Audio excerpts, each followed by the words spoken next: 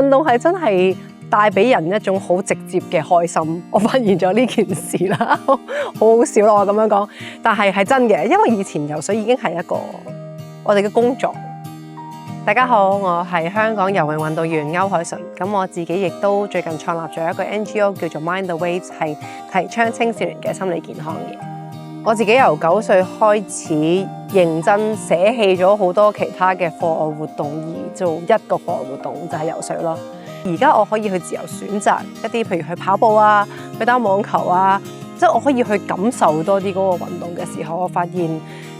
我明白點解大家會覺得運動係真係一件非常之好嘅事咯。Mind the Waves 咧就係2年前我哋同兩個我嘅隊友啦 Camille 同埋 Jamie 咧一齊喺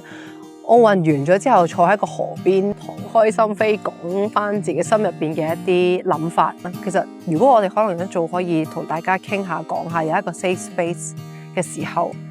其實即係唔係話一定可以游得快啲啦。但係其實我相信心情好啲，或者有大家嘅支持。我知道 Mother's Choice 好多年啦，貼地去真係幫緊香港有需要嘅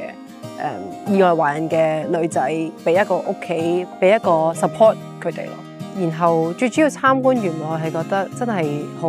有屋企嘅感覺。我覺得呢樣嘢係最緊要。可能大家都揾到好多唔同嘅方法去解決自己嘅問題，但係其實亦都有好多好似你哋咁樣咁好嘅 NGO， 其實已經現有係一啲 resources， 大家可以去利用。脆弱嘅